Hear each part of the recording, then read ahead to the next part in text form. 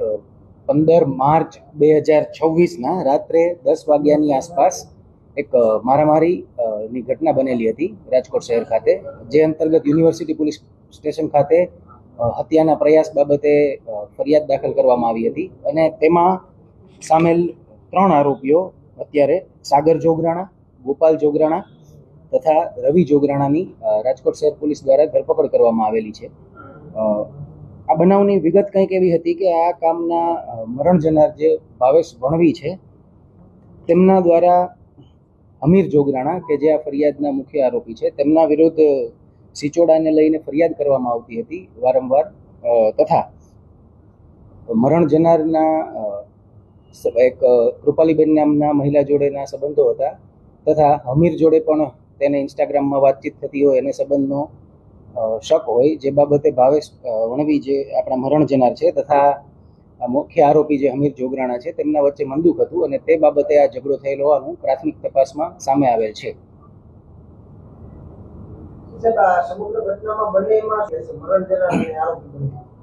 આ કામે જે આપણે 3 આરોપીની અટક કરેલી છે, સાગર જોગરાણા, ગોપાલ જોગરાણા તથા રવિ જોગરાણા, તેમના વિરુદ્ધ કોઈ ગુનાહિત ઇતિહાસ નથી જણાઈ આવેલો, પરંતુ આ કામના જે મરણ જનાર છે ભાવેશભાઈ વણવી તેમના વિરુદ્ધ ભૂતકાળના 8 ગુનાઓ છે, મારામારી, રાયોટિંગ, ધમકી તથા પ્રોહિબિશન જેવા હેડ હેઠળના, અને તેમની પાસા હેઠળ અટકાયત પણ થઈ ચૂકેલી છે।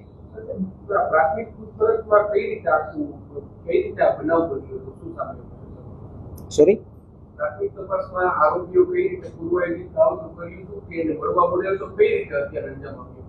આ બાબતે હજુ તપાસ, ડિટેલ્ડ ઇન્ટરોગેશન અને તપાસ ચાલી રહી છે, પરંતુ જે 15 તારીખના રાત્રિના જ્યારે ભાવેશભાઈ તેમની સાથે રાહુલભાઈ પરમાર સાથે બાઇક પર જઈ રહ્યા હતા ત્યારે આપણે દ્વારકેશ પાર્ક મેઇન રોડ પાસે તેમના પર પાછળથી બાઇક પર અલગ અલગ માણસો દ્વારા આવી અને ધોકા, પાઇપ વગેરે વડે હુમલો કરવામાં આવ્યો હતો અને ત્યારબાદ તેમને સ્વિફ્ટ ગાડીમાં નાખી તેમનું અપહરણ કરી અને આગળ જઈ અને છોડી દેવામાં આવેલ હતા। હાલ આટલી જાણકારી મળેલ છે।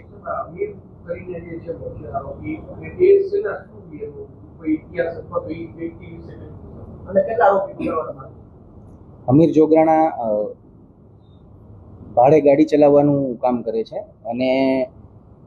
આ બાબતે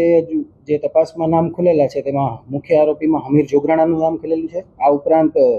દેવકરણ, વિક્રમ તથા ભૂરો જેવા નામ ખુલેલા છે, જેની આગળ તપાસ ચાલી રહેલ છે।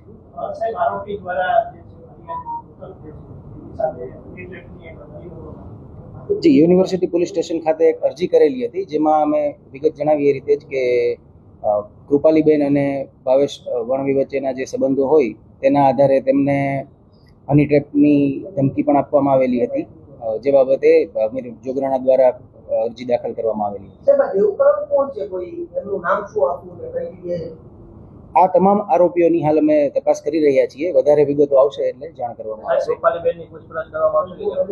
તપાસમાં તમામ સંડોવાયેલા વ્યક્તિઓ જેમના નામ ખુલશે એ તમામ તપાસ કરવામાં આવશે।